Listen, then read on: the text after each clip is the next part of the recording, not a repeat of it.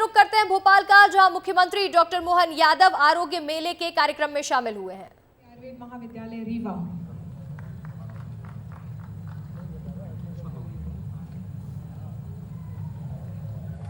Doctor कीर्तिवाला Tawde शासकीय स्वशासी धन्वंतरी आयुर्वेद महाविद्यालय उज्जैन। ये प्रतीकात्मक स्वरूप हमने 7 व्याख्याताओं को यहाँ से नियुक्ति पत्र दिए थे। धन्यवाद महोदय। और आप सभी आ गया है हमारे माननीय मुख्यमंत्री महोदय से हम पूरे सभागार के में बैठे विद्वान जन आग्रह करेंगे कि वो उद्बोधन के लिए पधारें। जोरदार तालियों से सर का स्वागत करें।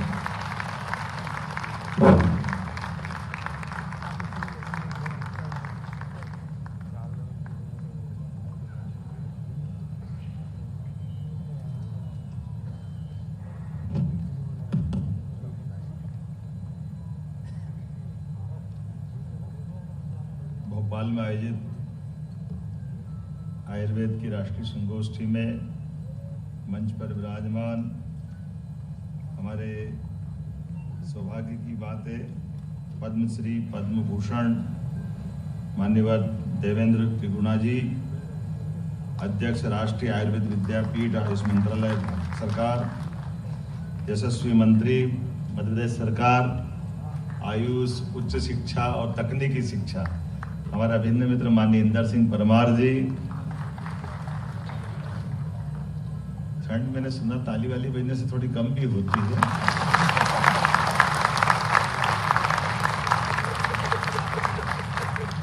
और किसी पृथ्वी का संबंध भगवान से हो न हो, आयुर्वेद का भगवान से जरूर है। और हमारे बीच भगवान दास सबनानी आए हुए हैं, हमारे माननीय विधायक और भाजपा के हमारे महामंत्री प्रदेश के, हमारे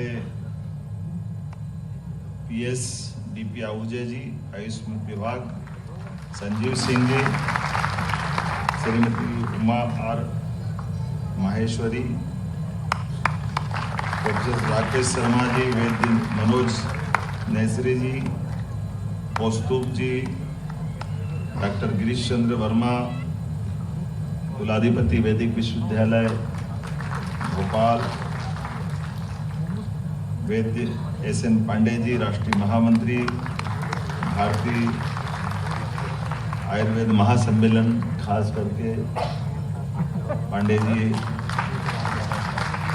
रणजीत पुराणिक जी, बैरागी जी, विनोद बैरागी जी, उमेश शुक्ला जी, इस सभागार में मौजूद चिकित्सा क्षेत्र के सभी सम्माननीय अतिथिगण, विद्यार्थीगण, पत्रकार साथियों, प्यारे मित्रों, आप सबका मध्य प्रदेश सरकार की ओर से अभिनंदन करता हूं, स्वागत करता हूं।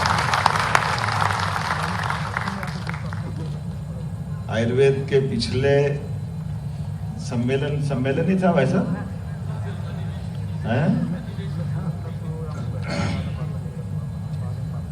मैं मान के चलता हूं, लोग कहते हैं आयुर्वेद की दवाई बहुत अच्छी तो रहती है लेकिन समय लगाती है, ऐसे ही कुछ बताते हैं। तो पता नहीं, मेरे में तो जल्दी असर कर गई। मैं उस समय शिक्षा मंत्री था, मुख्यमंत्री।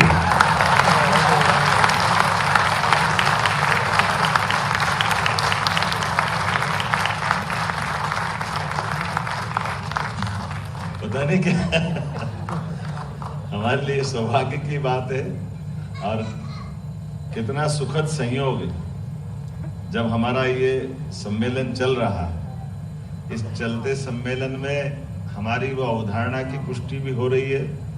जब ये माना जाता है कि समुद्र मंथन हुआ था और समुद्र मंथन में कई सारी चीजें निकली, उसमें भगवान धन्वंतरी भी प्रकट हुए, तो मुझे इस बात का दोहरा आनंद है।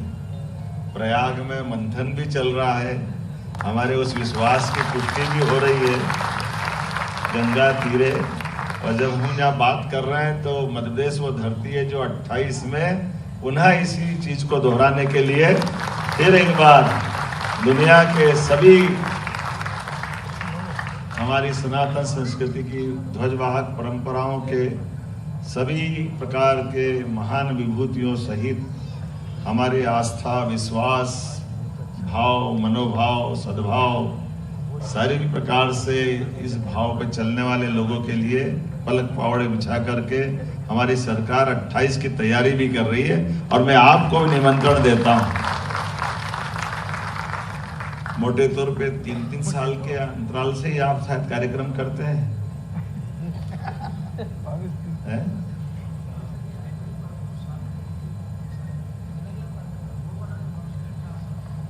जो आप करते 4 साल वाला, तो 4 साल वाले अपन जरूर उज्जैन में करेंगे जब कुंभ मेला होगा। मैं आपको अभी से निमंत्रण दे रहा हूं। आपके लिए हम पलक पावड़े बिछा करके आपके आयोजक बन करके उस भूमिका में रहेंगे।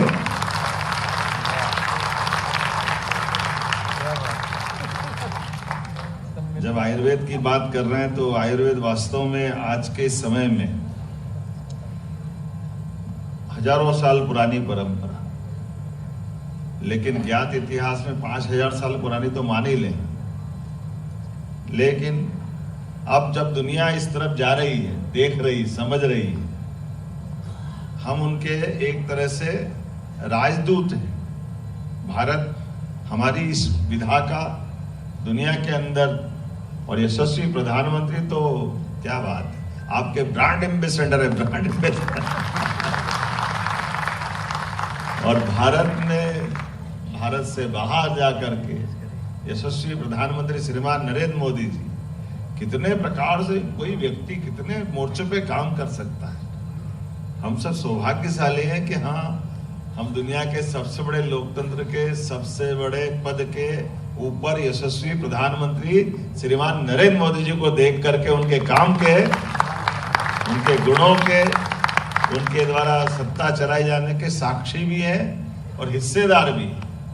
हमारी आंखों के सामने हम देख रहे हैं। माफ करना, कुछ समय पहले तक आयुर्वेद को एलोपैथिक हॉस्पिटल में कोई प्रवेश करने के लिए डॉक्टर नहीं मानता था। अरे आपकी दुनिया अलग है, अरे आप कहाँ इस एलोपैथिक में इस चिंता का अंदर आ रहे हो। मुझे तो आनंद आता था जब मैं प्रभारी मंत्री था उज्जैन में कोविड के समय, और हमारे काढ़े को अच्छे एलोपैथी वाले मांग के पी के जिंदगी